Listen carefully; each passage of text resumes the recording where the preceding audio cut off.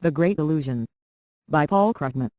So far, the international economic consequences of the war in the Caucasus have been fairly minor, despite Georgia's role as a major corridor for oil shipments. But as I was reading the latest bad news, I found myself wondering whether this war is an omen, a sign that the second great age of globalization may share the fate of the first. If you're wondering what I'm talking about, here's what you need to know. Our grandfathers lived in a world of largely self-sufficient, inward-looking national economies, but our great-great-grandfathers lived, as we do, in a world of large-scale international trade and investment, a world destroyed by nationalism. Writing in 1919, the great British economist John Maynard Keynes described the world economy as it was on the eve of World War I. The inhabitant of London could order by telephone, sipping his morning tea in bed, the various products of the whole earth he could at the same moment and by the same means adventure his wealth in the natural resources and new enterprises of any quarter of the world. And Keynes as Londoner regarded this state of affairs as normal, certain, and permanent, except in the direction of further improvement. The projects and politics of militarism and imperialism, of racial and cultural rivalries, of monopolies, restrictions, and exclusion appeared to exercise almost no influence at all on the ordinary course of social and economic life, the internationalization of which was nearly complete in practice. But then came 3 decades of war, revolution, political instability, depression and more war.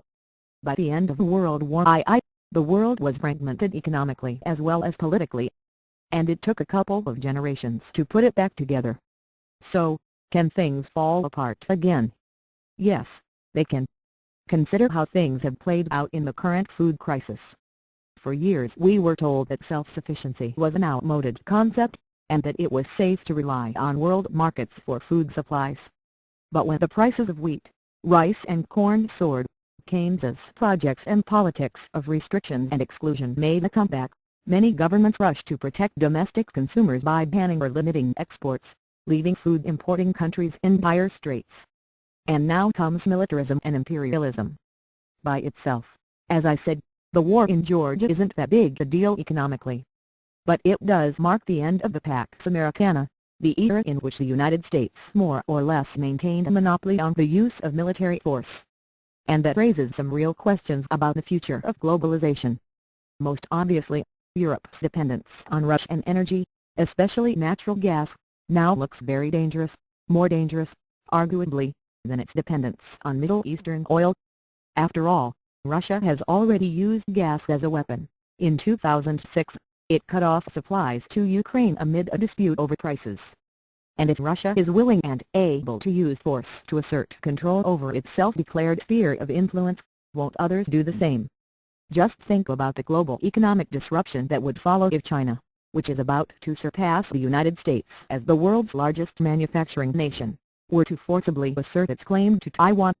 Some analysts tell us not to worry. Global economic integration itself protects us against war, they argue, because successful trading economies won't risk their prosperity by engaging in military adventurism. But this, too, raises unpleasant historical memories. Shortly before World War I, another British author, Norman Angell, published a famous book titled The Great Illusion, in which he argued that war had become obsolete, that in the modern industrial era even military victors lose far more than they gain. He was right, but wars kept happening anyway. So are the foundations of the second global economy any more solid than those of the first? In some ways, yes. For example, war among the nations of Western Europe really does seem inconceivable now, not so much because of economic ties as because of shared democratic values. Much of the world, however, including nations that play a key role in the global economy, doesn't share those values. Most of us have proceeded on the belief that, at least as far as economics goes, this doesn't matter, that we can count on world trade continuing to flow freely simply because it's so profitable. But that's not a safe assumption.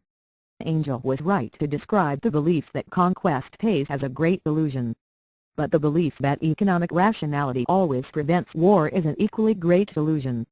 And today's high degree of global economic interdependence, which can be sustained only if all major governments act sensibly, is more fragile than we imagine.